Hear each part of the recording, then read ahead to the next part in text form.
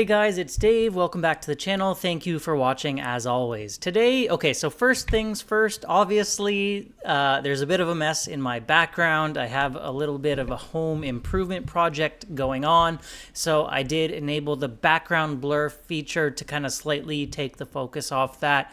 Hopefully it doesn't bother you too much and I can get this project done with in the relatively near future. We'll see how that goes. Just putting up a few extra walls and slightly changing around some things. If the background blur really does bother you, let me know in the comments down below and I can disable that and you can see my background in all its messy glory. But anyway, with that out of the way, today we're talking about Rocket Lab and I'm going to share with you a somewhat unpopular opinion that I've been starting to develop, and I mean unpopular among Rocket Lab fans and investors, not unpopular among, the general public out there. Why my thinking has changed on this, and I'd love to hear you chime in what you think down below as well. So, the issue we're talking about today is Electron.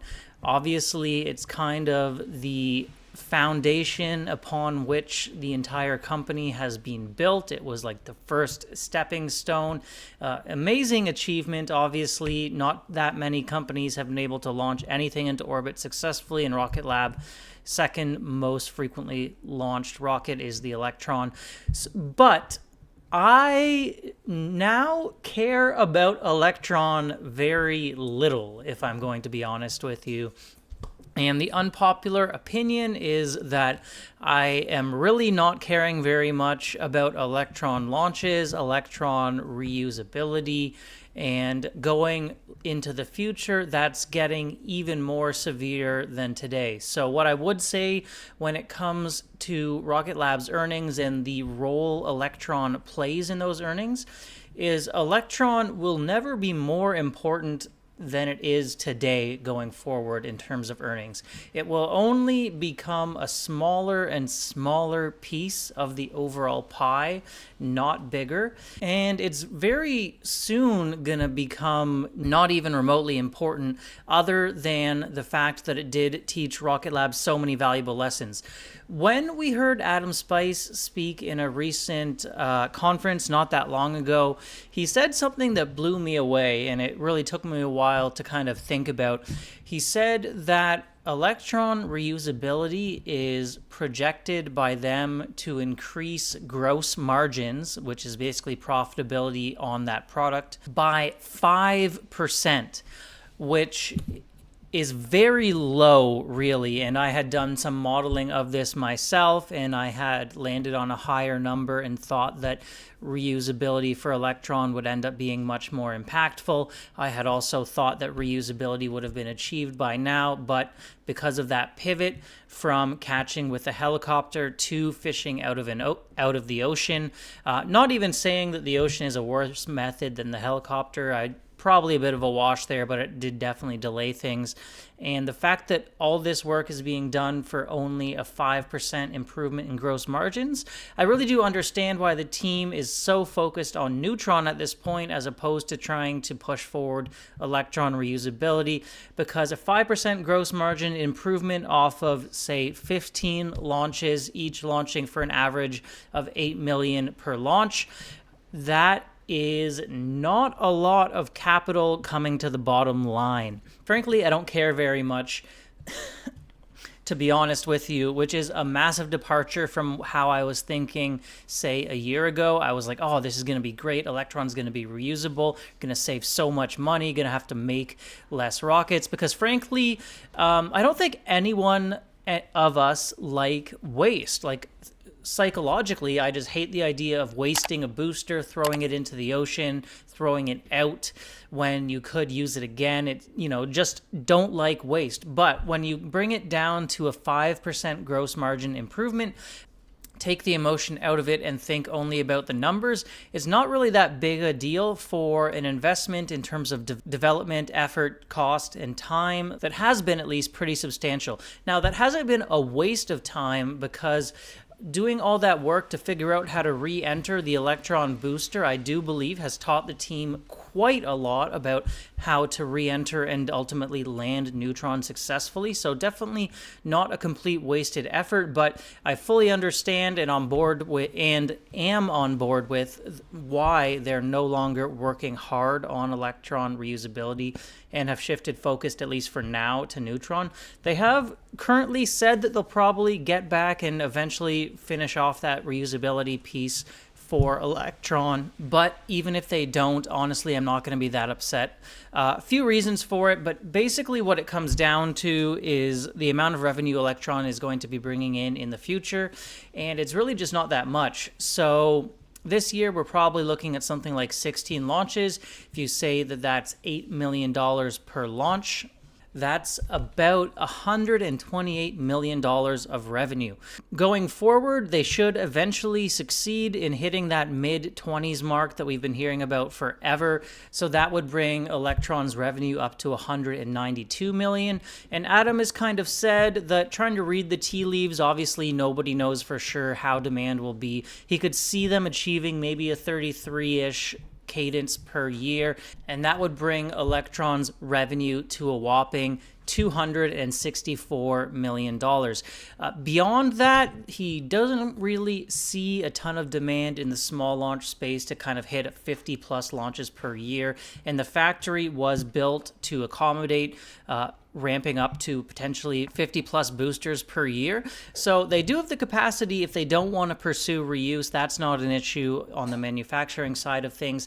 And when we talk about the numbers, maybe 264 million per year in revenue. If you look at gross profit, basically divide that in half because they think they'll achieve about a 50% profit margin. Now we're talking about $132-ish million of gross profit per year that this program will deliver. No, that's not net income, that's gross profit, because there's other factors at play like administration and all that stuff. But when you start thinking about 5 basis points of that number being delivered by reusability, that's very low on the bottom line. So now we have this number like 250 million, let's say idealistically long term, maybe 200 million more reasonable. And sure, it's a nice profitable business, and yes, it's wonderful that it's taught them so much. But then you jump over to Neutron, you're talking like 55 to 60 million dollars per launch. A couple launches of Neutron, you're already starting to surpass your entire annual cadence for Electron, and that's basically maxing out the entire market on the Electron side of things, where on Neutron they're just starting to take their first few baby steps into that world of medium to heavy lift. Not to mention Space Systems delivering so much more revenue than Electron already. That's only set to improve. Plus, eventually, they're talking about their own constellation, all sorts of interesting projects, whether it's potential Mars sample return leveraging Neutron, their own constellation leveraging Neutron. Space Systems is so important. And Electron very quickly starting to look like just a bit of a sideshow that doesn't matter at all. And the interesting thing is that is only going to grow going forward as the rest of the business scales, and Electron really has a hard cap at, say, 30-ish launches. So I know everyone likes to follow Electron launches closely. I love to watch them, and they're great fun. They show that the team really knows what they're doing. They really have taught Rocket Lab a lot about what it takes to succeed, and I believe it's a big part of the reason why Neutron will be so successful. But standing on its own, looking, say, even 5 years out, I just really won't care about that Electron revenue that much. It's just going to get smaller and smaller and smaller of a piece of the pie. So, to be frank, I'm not tracking Electron launches as closely as I used to. I'm not tracking, how many I think they're going to get in a given quarter, how much they might grow next year or the year after, how much the average selling price might increase, what the gross margin might be, and all this little things, because it's just not that important to the future of the business beyond the lessons that it has taught them. So do I think they should or will cancel Electron? No, I think, they've already put an investment in place for it. It'll be a nice little business. It'll deliver maybe $150 million in profit, gross profit per year. It'll be a fine little side business, but it really, really won't matter that much to the future of the company. I'm sorry if you guys, are out there loving Electron and saying, Dave, this is like heresy. Electron's the best rocket ever. I'm not saying it's a bad rocket. It's just when it comes down to the brass tacks, as they say, or just the revenue numbers, profit numbers, if you want to be one of the biggest space companies in the world, which Rocket Lab does, then you can't just be small launch, and small launch can't be the biggest part of your business or anywhere close to the biggest part of your business, because that small launch market is just not big enough. Going forward, Electron will matter less and less. Yes, I'll still keep track of it to see how everything is going, but yeah, I'm not going to go over everything on Electron with a fine-tooth comb. If they decide to cancel reusability, I won't even be that disappointed, because ultimately we'll be talking not that much of a change to gross margins down the line. Maybe they do circle back to it once they get Neutron launching, and that'll be fine as well. But Neutron and Space Systems and their own constellation should be the focus, because really at the end of the day, it all comes down to profits. And as I said, if your primary business is Electron or a small rocket, you're just not going to be a $20 billion company. It's just not possible. So let me know your opinion on all that. Do you think I'm too bearish on Electron? Do you think I should be watching it closely, really focusing in more on how many launches they get in 2024, 2025, and beyond?